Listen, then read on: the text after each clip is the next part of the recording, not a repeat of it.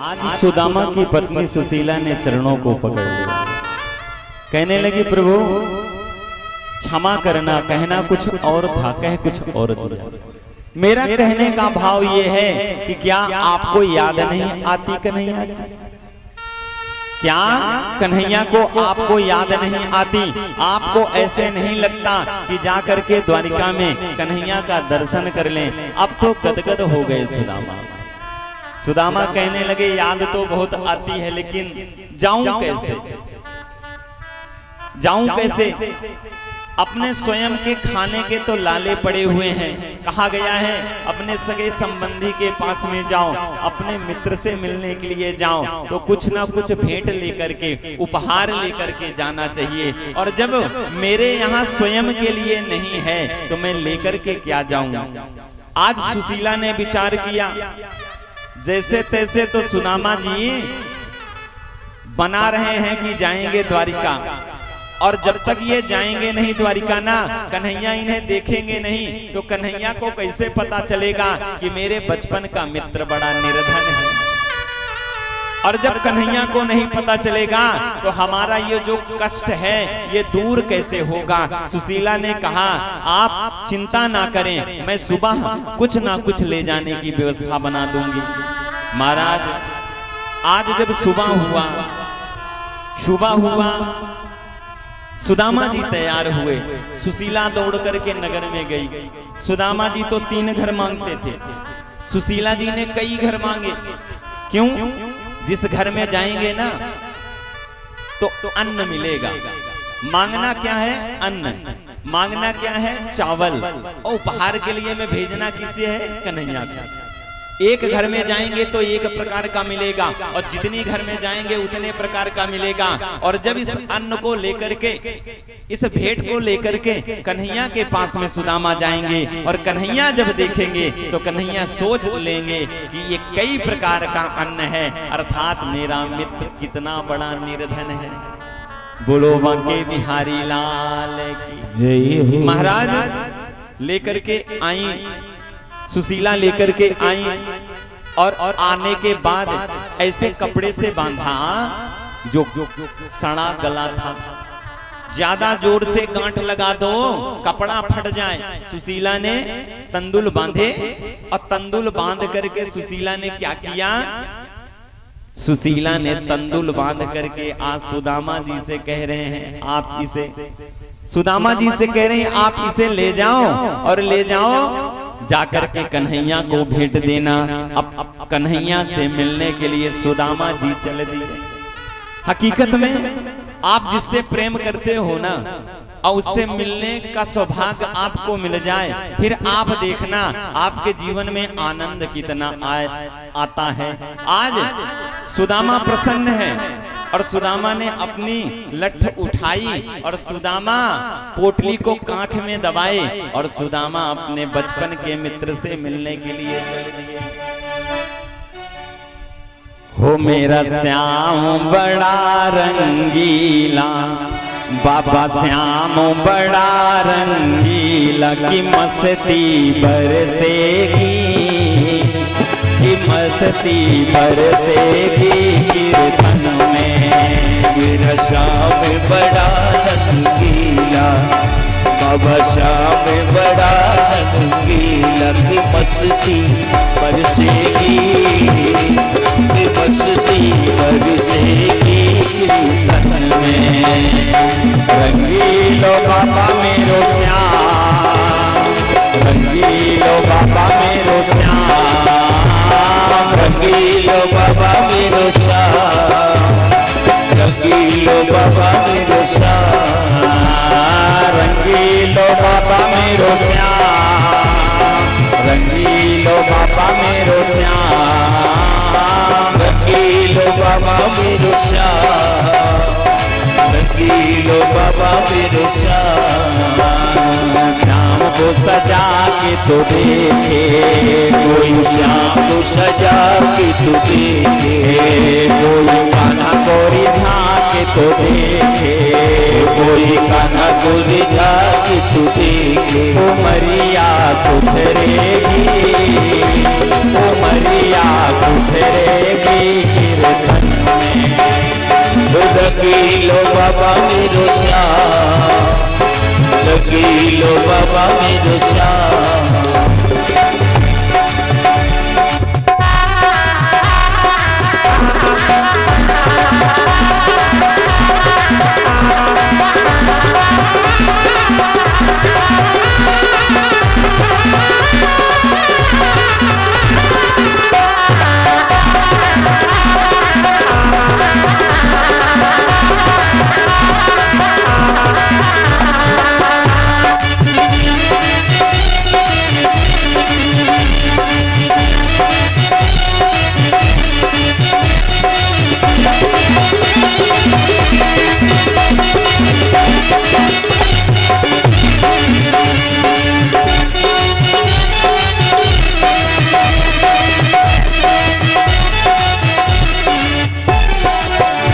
कन्हैया इतने मस्त, कन्हैया से मिलने के लिए सुदामा इतने मस्त हैं पूछो न। आज मन इतना प्रसन्न है सुदामा का, सुदामा कल्पना कर रहे हैं वो बचपन के मित्र से मिलूंगा। आज उस बचपन के मित्र से मिलकर के उसका आलिंगन करूंगा और उस बचपन के मित्र को बड़े प्रेम से अपने गले लगाऊंगा। हो कोई अखियां लड़ा के तो देखे, कोई अखियां लड़ा के तो देखे, कोई श्याम को रिझा के तो देखे, कोई शाम को रिझा के तो देखे, कोई अखियां लड़ा के तो देखे, कोई अखियां लड़ा के तो देखे, कोई श्याम को रिझा के तो देखे, कोई शाम को रिझा के तो देखे। खुशबू महकेगी तो खुशबू महकेगी गिरधन में। वो लगी लो बाबा मेरो श्याम, लगी लो बाबा मेरो श्याम।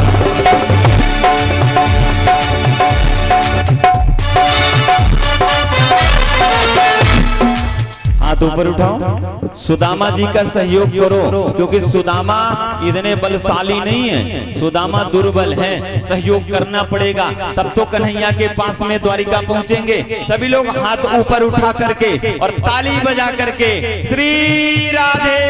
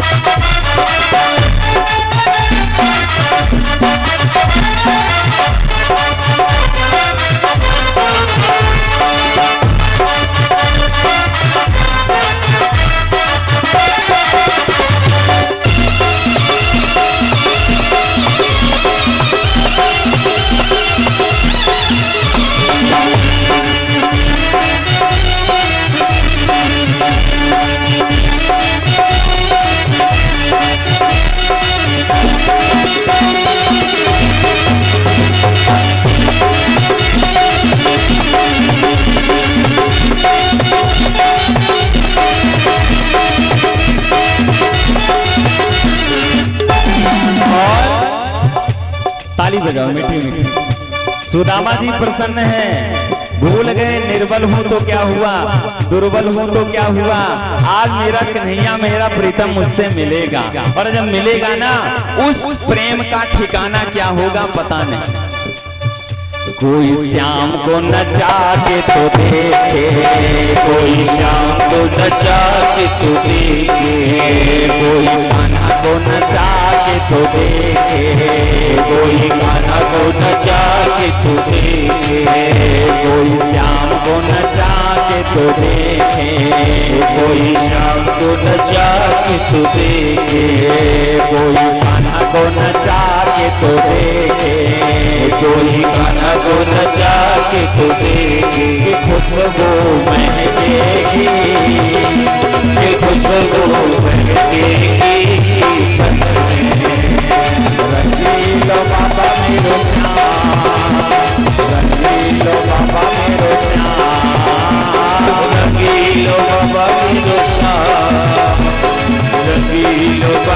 मांगो श्याम जय हो।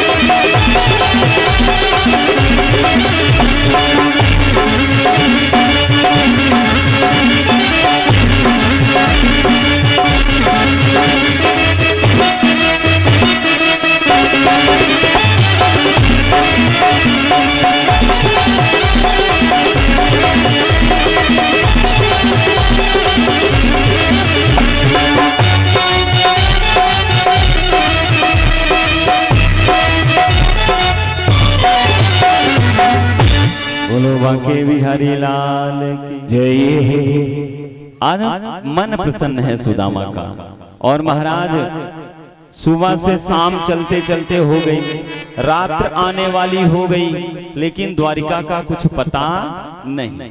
और एक बात बताऊं, सुदामा जी को भी नहीं पता था कि द्वारिका है कितनी दूर।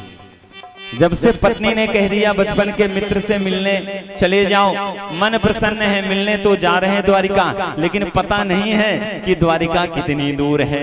महाराज सायं हो गई, अंधेरा होने लगा और ऊपर से एक नदी मिल गई। और नदी मिली, नदी को पार करना है। अब सुदामा घबरा गए। सुदामा ने सोचा अब क्या करूं, कोई नौका भी दिखाई नहीं दे रही है कि नौका में बैठ करके चला जाऊं। तो आज सुदामा मन को खिन्न करके और जैसे ही किनारे बैठ गए, मेरे ठाकुर ने कृपा करी। ठाकुर जी स्वयं नाविक का रूप धारण किया और आवाज लगाई, ए भैया किसी को उस पार जाना है, किसी को उस पार जाना है। अब इधर से सुदामा ने आवाज लगाई, हाँ भैया मुझे उस पार जाना है। भगवान अपने भक्ति के लिए कुछ भी बन सकता है। ये आप देखो तो रामा अवतार में भगवान जब गंगा पार कर रहे थे ना, और केवट को भगवान ने मनाया है, और केवट नहीं मान रहा था, तब भी भगवान मना रहे हैं। अरे मांगी नाभू न केवट आना, मांगी नाऊ केवट आना, कहीं तुम्हार मरम में जाना, कहीं तुम्हार मरम में जाना। भगवान अपने भक्त से इतना प्रेम करता है कि भक्त मना भी करे ना तो भगवान बार बार मनाते हैं। और रामा अवतार में जब गंगा मैया को पार करना था, तब केवट को आवाज लगाई भगवान ने, कहा भैया नाव लेकर के आओ। मांगी नाव, केवट ने मना कर दिया, ना आना प्रभु नहीं आऊंगा। केवट ने जब कहा नहीं आऊंगा, तब भगवान ने कहा बात क्या है। उसने कहा भगवान से, केवट ने, मैं आपके मरम को जानता हूं। मांगी नाऊ न केवट आना, मांगी नाऊ न केवट आना, कहीं तुम्हारो मरम में जाना, कहीं तुम्हार मरम में जाना। भगवान से केवट कह रहा, मैं आपके मर्म को जानता हूँ।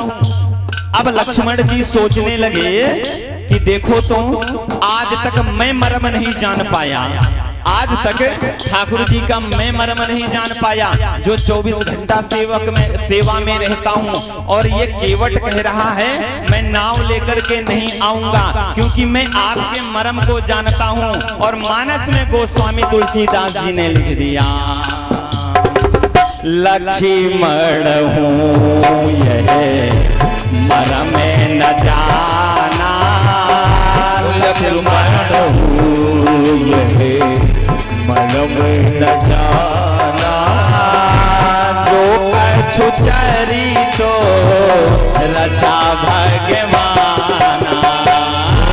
जो कछु चरितो रचा भगवाना, जो कछु चरितो रचा भगवाना, जो कछु चरितो रचा भगवाना।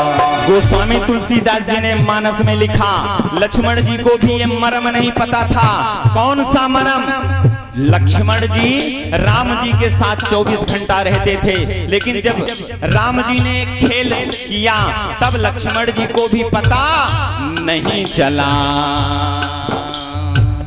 तुम पावक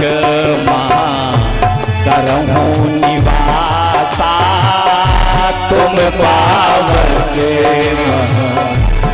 करहूं निवासा, जब लगी करहूं निशाचर नासा, ओ जब लगी करहूं निशाचर नासा, जब लगी करहूं निशाचर नासा, ओ जब लगी करहूं निशाचर नासा। लक्ष्मण जी को भी पता नहीं चला कि अब सीता मैया पावक में निवास करेंगी, अग्नि में निवास करेंगी। क्यों नहीं पता चला? मानस में लिखा, भगवान ने एक खेल किया। आज भगवान क्या कर रहे हैं, राम क्या कर रहे हैं? आज राम सुंदर सुंदर पुष्पों को तोड़ रहे हैं और लखन लाल जी देख रहे हैं। एक बार चुनी कुसुम सुहाई, एक बार चुनी कुसुम सुहाई, निज कर भूषण राम बनाए, ओ निज कर भूषण राम बनाए, निज कर भूषण राम बनाए, ओ निज कर भूषण राम बनाए। गोस्वामी तुलसीदास जी ने लिखा, भगवान ने उस समय कौन सी लीला करी? आज भगवान स्वयं पुष्प को तोड़ रहे हैं और उस पुष्प से मैया के लिए श्रृंगार की वस्तु बना रहे हैं। कानों के लिए कुंडल और गले के लिए हार, माथे के लिए बेंदी और महाराज कमर के लिए करधनी भगवान पुष्पों का बना रहे हैं और लखन लाल देख रहे हैं। और भगवान ने आगे क्या लीला करी? सीता ही पहिना ये पुनि सादर, सीता ही पहिना ये पुनि सादर, फटी के सिला पे हे करुणा कर, ओ फटी के सिला पे हे करुणा कर, फटी के सिला पे हे करुणा कर, ओ फटी के सिला पे हे करुणा कर। लखन लाल जी भी ये लीला नहीं समझ पाए और आज केवट कह रहा है, प्रभु मैं नहीं आऊंगा, मैं आप आपके मर्म को जानता हूँ। राम जी ने इशारा किया, क्या मर्म जानते हो? तब भक्त ने कहा, केवट ने कहा, प्रभु मुझे पता है आपके चरणों की रज में जादू है। प्रभु ये पाषाण को नारी बना देती है, ये मेरी काष्ठ की नौका है। कहाँ नारी बन गई तो दो दो नारी का क्या करूंगा प्रभु? इसलिए प्रभु मैं आने वाला नहीं हूँ। मांगी नाउन बटियाना, मांगी नाउन बटियाना, कहीं तुम्हार मरम में जाना। ओ कहीं तुम्हार मरम में जाना, कहीं तुम्हार मरम में जाना। ओ कहीं तुम्हार मरम में जाना। भगवान अपने भक्त को मनाने के लिए कोट उपाय करता है। आज भगवान स्वयं नाविक का रूप धारण करके आए और सुदामा से कह रहे, भैया कोई उस पार चलेगा? सुदामा जी ने कहा, हाँ मुझे उस पार जाना है। और हकीकत में जब पार करने के लिए भगवान आ जाए ना, तो ये जो जन्म मरण का चक्कर है ना प्यारे, आपके जीवन से निकल जाएगा, आप इसके बंधन से मुक्त हो जाओगे। बोलो बांके बिहारी लाल की जय हो। आज भगवान ने नौका में बिठाया और जैसे नौका खेलने लगे ना भगवान, बीच नदी में जब पहुंचे भगवान तो ठिठोली करने लगे सुदामा से। सुदामा जी से कहने लगे, भैया कुछ दक्षिणा वक्षिणा ले रखी है कि नहीं? भाई उस पार आप जाओगे तो नाव की उतराई देनी पड़ेगी, नाव की उतराई देनी पड़ेगी। अब सुदामा जी सोचे कि अब क्या दूंगा, मेरे पास कुछ तो है नहीं देने के लिए। सुदामा जी घबरा गए। सुदामा ने कहा, भैया मेरे पास कुछ नहीं है, हाँ वादा कर सकता हूँ, मैं जा रहा हूँ अपने बचपन के मित्र से मिलने के लिए, वहां जाऊंगा और मिलूंगा। जब वापस आऊंगा कुछ ना कुछ दक्षिणा तो मिलेगी, उस बार भी आपकी नाव से जाऊंगा और इस बार की उतराई उस बार की उतराई दोनों साथ में दे दूंगा। भगवान ने ठिठोली करी, ना ऐसे काम चलने वाला नहीं है, क्या पता आप जाओ और आओ ना। सुदामा ने कहा, भैया विश्वास नहीं तो एक काम करो, जिधर से मुझे लाए हो ना और उधर ही मुझे उतार दो। भगवान ने कहा, ऐसा नहीं है, जिसे मैं एक बार ठान लूं कि पार करा दूंगा तो बिना पार कराए मैं मानता नहीं हूँ। बोलो बांके बिहारी लाल की जय हो। बोलो बांके बिहारी लाल की जय हो। और महाराज आज भगवान ने पार किया सुदामा जी को। सुदामा जी पार हुए, रात्रि हो गई। अब सुदामा जी ने सोचा क्या करूं, पता नहीं, दिखाई दे नहीं रहा है, द्वारिका है कितनी दूर। अब सुदामा वहीं पे लेट गए और महाराज अपने पहने हुए वस्त्र को, धोती को आधा लपेट रखा है, आधा ओढ़ लिया और महाराज एक मिट्टी के ढेले को शीश पे रख लिया, तकिया बना ली और भगवान का नाम लेते लेते सो गए। और महाराज भूख लगती है, प्यास लगती है, जिंदगी अब उदास लगती, कैसे आऊं द्वारिकाधीश तेरी नगरी, अब आस भी निराश लगती। महाराज भगवान का चिंतन करते करते सुदामा सो गए और जब ब्रह्म मुहूर्त में 4 बजे आंखें खुली तब देखा क्या कि द्वारिका में सुदामा जी अपने आप को पाते हैं। और महाराज चारों तरफ से जय श्री कृष्णा की आवाजें आ रही हैं। अब सुदामा जी उठे। सुदामा जी ने एक ग्वाले से पूछा, भैया ये कौन सी पुरी है? उस ग्वाले ने कहा, ये द्वारिकापुरी है। यहाँ का राजा कौन है? यहाँ का राजा कृष्णचंद्र है। और महाराज उस ग्वाल से पूछा सुदामा जी ने, ये बताओ उस तुम्हारे राजा का महल कहाँ है? और महाराज देखो देखो ये गरीबी का हाल, कृष्ण की दर पे मैं आस लेके आया हूँ। मेरे बचपन का याद है मेरा श्याम, यही सोच कर विश्वास लेके आया हूँ।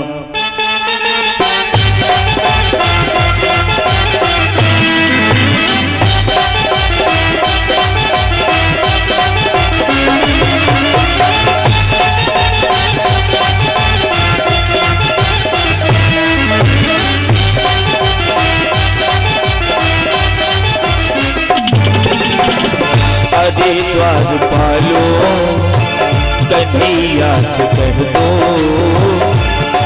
द्वार पालो कन्हैया से कह दो। सुदामा करीब आ गया रे, कि मिलने सुदामा करीब आ गया है।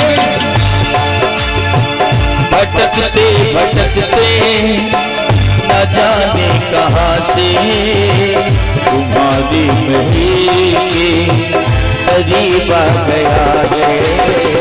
तुम्हारी महल के करीब आ गया है। अरे द्वार पालो कन्हैया से कह दो, कि मिलने सुदामा करीब आ गया है।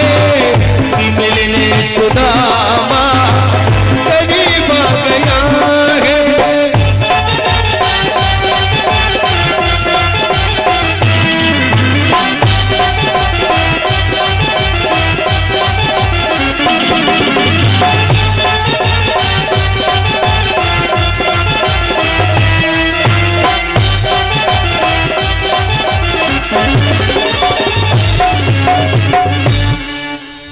बोलो बांके बिहारी लाल की जय हो।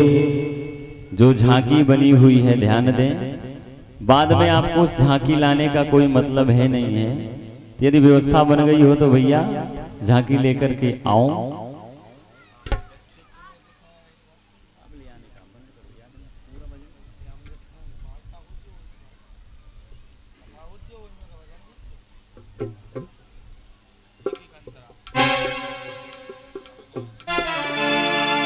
न सर पे पगड़ी न तन पे जामा, बता दो कन्हैया को नाम है सुदामा। बता दो कन्हैया को नाम है सुदामा। बता दो कन्हैया को नाम है सुदामा। न सर पे है पगड़ी न तन पे है जामा, बता दो कन्हैया को नाम है सुदामा हो। न सर पे है पगड़ी न तन पे है जामा, बता दो कन्हैया को नाम है सुदामा। बता दो कन्हैया को नाम है सुदामा। तुम एक बार मोहन, तुम एक बार मोहन से जा करके कह दो, कि मिलने सखावत नसीब आ गया है। कि मिलने सुदामा करीब आ गया है।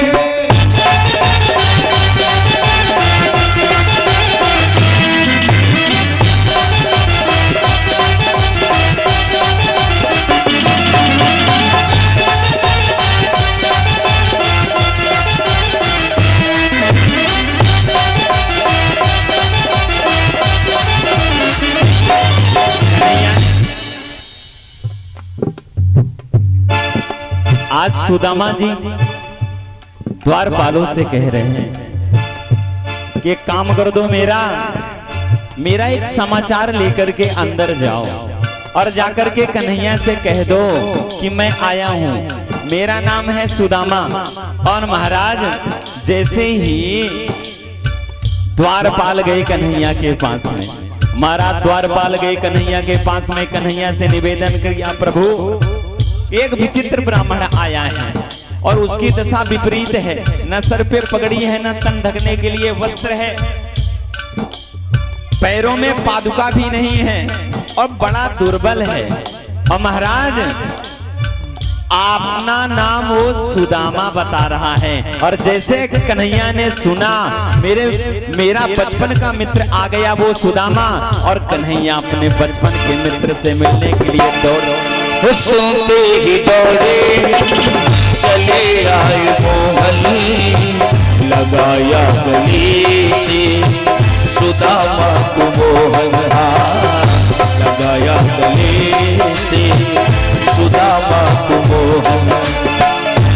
सुनते ही दौड़े चले आए मोहन, लगाया गले से सुदामा को मोहन हो।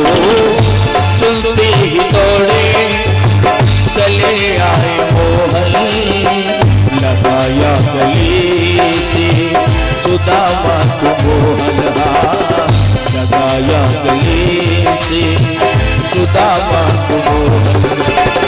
न घबराओ प्यारे, न घबराओ प्यारे, जरा तुम सुदामा, खुशी का समा तेरे करीब आ गया है। इधर पे सुदामा करीब आ गया है।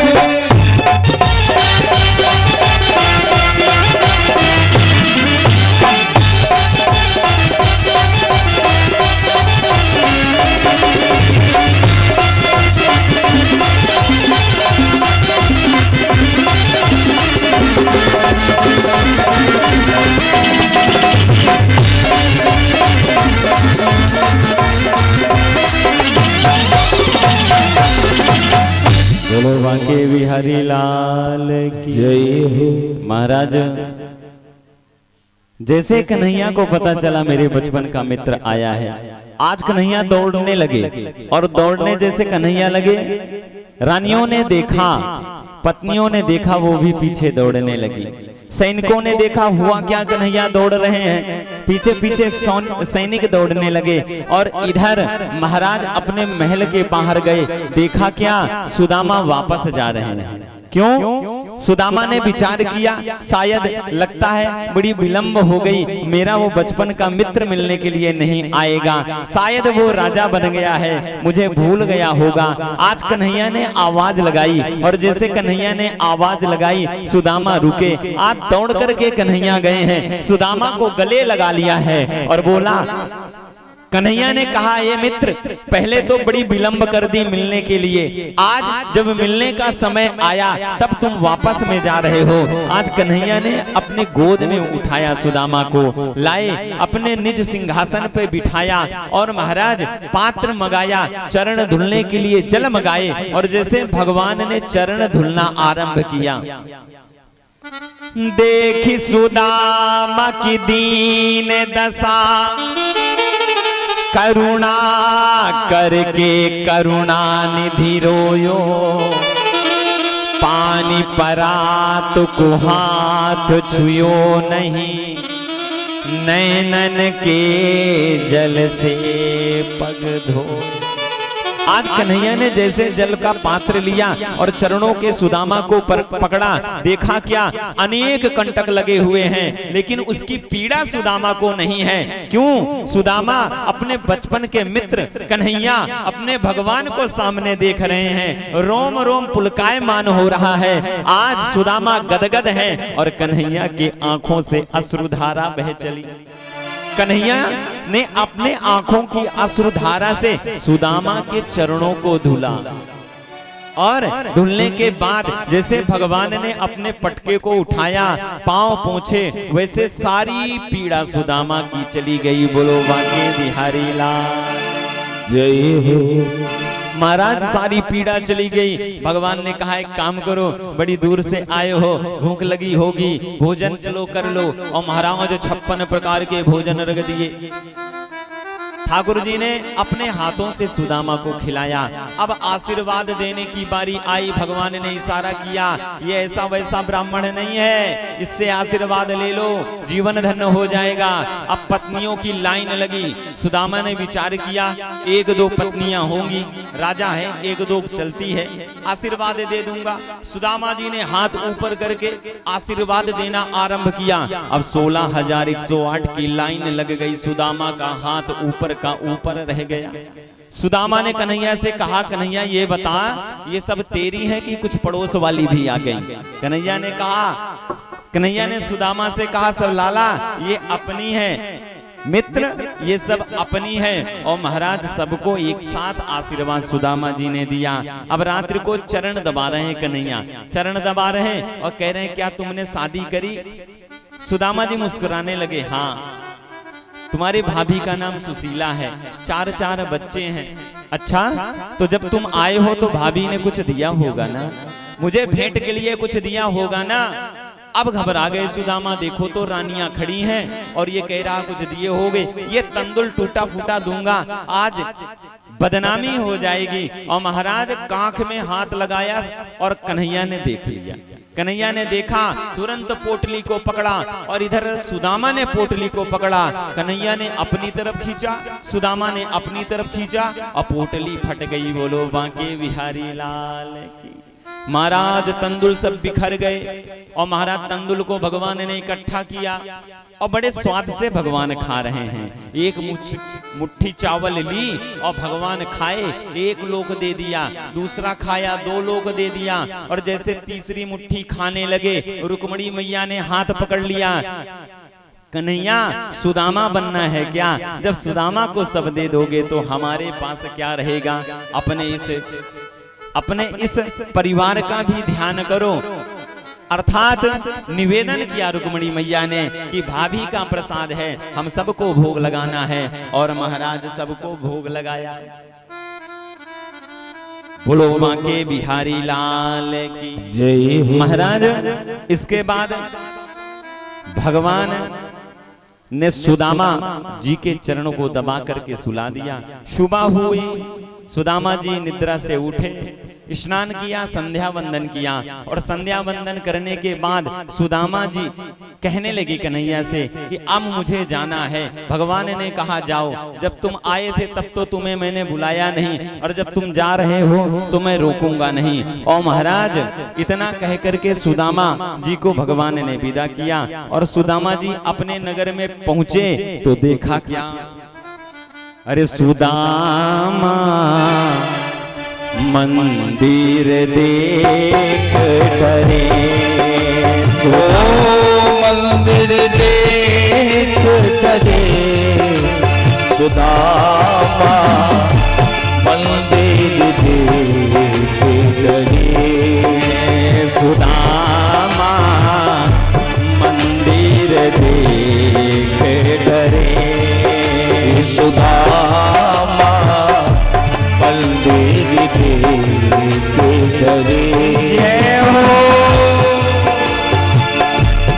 जहाँ पे थी मेरी टूटी टपरिया, जहाँ पे थी मेरी टूटी टपरिया,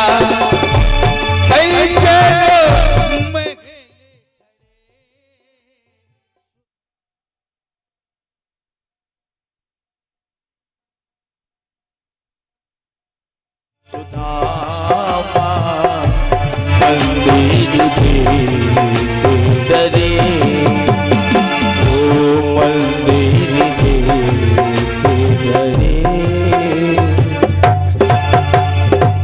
बोलो बांके बिहारी लाल की जय हो, सांवरिया सरकार की जय हो। महाराज सुदामा जी अपने नगर में गए, देखा ठाकुर जी की कृपा से दिव्य नगर हो गया है। और सुदामा जी ने कृपा करी है, ढेर सारा धन सुदामा जी को ठाकुर जी ने दिया है। सुखदेव जी महाराज ने राजा परीक्षित को इसके बाद कथामृत का पान कराया कि भगवान को ब्रज छोड़े 100 वर्ष हो गए। भगवान ने आज एक यज्ञ का आयोजन अपने पिता के माध्यम से करवाया और महाराज इसके बाद सारे गोपिकाओं को, ग्वाल बाल को, नंद बाबा को, नंदरानी को और राधा रानी मैया को सभी को निमंत्रण भेजा है। और जब सभी आए अपने पत्नियों से सभी को मिलवाया। पत्नियों ने राधा रानी को देख करके चिढ़ गई। क्यों? क्योंकि जब देखो तब कन्हैया राधा के ही नाम को लेते रहते हैं। आज एक ठिठोली कर दी पत्नियों ने।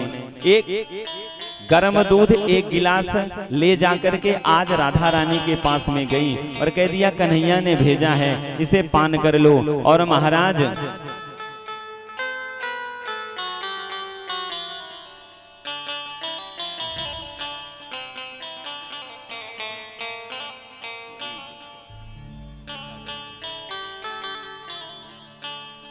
बोलो बांके बिहारी लाल की जय हो।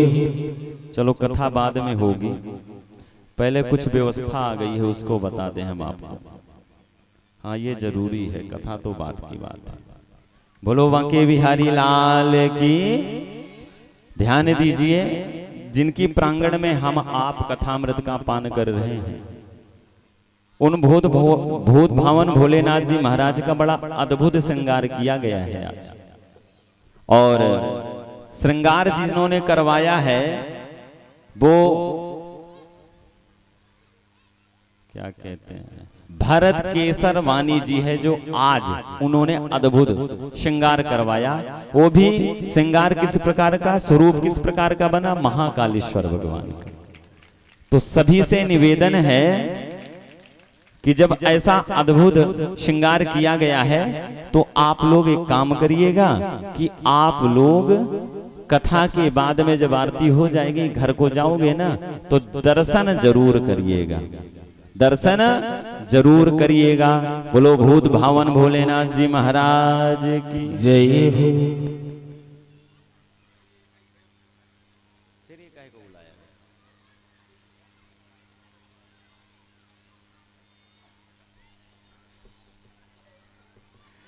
बोलो बांके बिहारी लाल की जय हो। अभी बता देना भैया, जो कुछ व्यवस्था हो बुलवाना उलवाना हो तो अभी बता दो, क्योंकि अब दौड़े की कथा ऐसे कि पूछो ना भाई, कथा भी करनी है फिर बाद में कहोगी कथा हुई नहीं।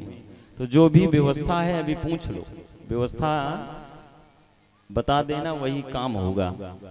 आप लोग जैसा कहोगे वैसा ही होगा, क्योंकि कथा की एक मर्यादा होती है। हम बाबा जी हम ठोक के कहने वाले हैं, फिर बुरा लग जाए, किसी को लग जाए। हमें वो पसंद नहीं है जो नहीं होना चाहिए, ये नोट रखना। एक मर्यादा होती है मंच की, एक पीठ की मर्यादा है, उसको गर्मा को देखते हुए काम करना चाहिए। ठीक है, हम कोई व्यवसायिक नहीं है हम लोग कि व्यवसाय करने यहाँ आए हैं, आलू भाटा टमाटर बेचने आए हैं। हम ठाकुर जी का गुणानुवाद गाने आए हैं। जिसको गवाना है वो गवाए, ना गवाना हो ना गवाए, हमें तो गाना है। बोलो बांके बिहारी लाल की जय, सांवरिया सरकार की जय हो।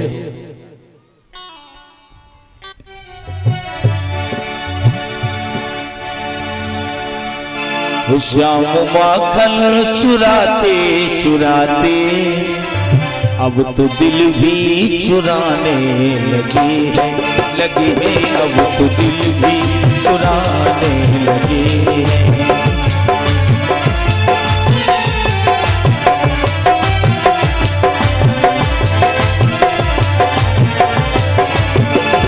श्याम माखन चुराते चुराते अब तो दिल भी चुराने लगे हैं, अब तो दिल भी चुराने लगे हैं। चोरी चोरी से रतियों में मोहल, चोरी चोरी से रतियों में मोहल, अब तो नैना लड़ाने लगे हैं, अब तो दिल भी चुराने लगे हैं।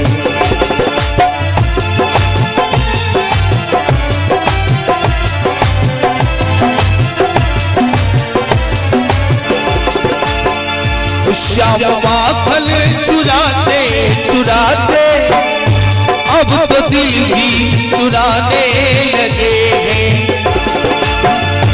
श्याम माखन चुराते चुराते अब तो दिल भी चुराने लगे हैं। चोरी चोरी से चोरी चोरी से मेरे कन्हैया, चोरी चोरी से मेरे कन्हैया, अब तुम्हें नाम लड़ाने लगी है, अब तुम्हें नाम लड़ाने लगी है, अब तुम्हें नाम लड़ाने लगी है, अब तुम्हें नाम लड़ाने लगी है, अब तुम्हें नाम लड़ाने लगी। बोलो बांके बिहारी लाल की जय हो। श्री सुखदेव जी महाराज ने राजा परीक्षित को बताया कि अब भगवान के जाने का समय आ गया, अर्थात कहने का भाव इस धरा को छोड़ करके गोलोक धाम जाने का समय आ गया। तो भगवान ने एक लीला करी, अपने पुत्रों के द्वारा सप्तऋषियों का मान का मर्दन करवाया। क्यों? क्योंकि भगवान विचार कर रहे हैं जब मैं गोलोक धाम चला जाऊंगा तब मेरे पुत्र क्या करेंगे पता नहीं, क्योंकि सब बलशानी हैं, मेरे समान हैं। तो महाराज सप्तऋषियों के साथ आज कन्हैया के पुत्र शाम ने एक ठिठोली कर दी और महाराज एक पेट में कड़ाही बांध करके स्त्री का रूप धारण करके अन्य भाइयों के साथ में गए। सप्तऋषियों से पूछा, पुत्रों ने कन्हैया के कि बहू को होगा क्या? तो सप्तऋषि नाराज हो गए। क्रोध में आकर के सप्तऋषियों ने कहा, मूसल होगा जो यदुवंशियों का विनाश करेगा। बोलो बांके बिहारी लाल की जय। भगवान को पता चला, भगवान ने छोटे छोटे टुकड़े करा करके एक सरोवर में डाल दिया। महाराज एक वृक्ष के रूप में वो उत्पन्न हो गया। आज लीला ठाकुर की ऐसी हुई कि यदुवंशी वही सरोवर में स्नान कर रहे हैं, आपस में द्वंद्व करके वही महाराज वृक्ष से एक दूसरे को मारते और सभी ने अपने अपने प्राणों को छोड़ दिया। आज एक टुकड़ा बचा, एक व्याधि महाराज उसे लेकर के भगवान के चरणों में प्रहार किया। क्यों? क्योंकि वो खेटक खेलने गया था, आज चरणों में वो लगा। महाराज अब भगवान का भी समय आ गया कि मुझे जाना है। उद्धव को पता चला, उद्धव आए, उद्धव ने निवेदन किया, प्रभु आप चले जाओगे मेरा क्या होगा? तब उद्धव को भगवान ने कहा, अक्रूर जी के पास जाओ, सत्संग करना, तब तुम्हारे ज्ञान का अंकुर परिपक्व होगा। और महाराज इतना कह करके आज अर्जुन को बुलाया। अर्जुन को बुला करके कन्हैया ने अन्य गोपियों को सौंप दिया और भगवान गोलोक धाम को चले गए। बोलो बांके बिहारी लाल की जय। गोलोक धाम को भगवान गए और महाराज इधर भीलों ने अर्जुन से गोपिकाओं को लूट लिया। आज अर्जुन के भी बाण काम नहीं कर रहे हैं। समझ में आ गया हम परमात्मा के बिना शून्य हैं। और महाराज राजा अपने पुत्र परीक्षित को राज तिलक दे करके भगवान के को प्राप्त करने के लिए महाराज स्वर्ग को प्रस्थान किया है। सुखदेव जी महाराज ने राजा परीक्षित से कहा, राजन अब श्रीमद् भागवत महापुराण की कथा का यही विश्राम। बस केवल एक प्रश्न करूंगा कि ये बताओ तुम्हें मोक्ष मिला कि नहीं मिला? राजा परीक्षित ने कहा, प्रभु पता चल गया।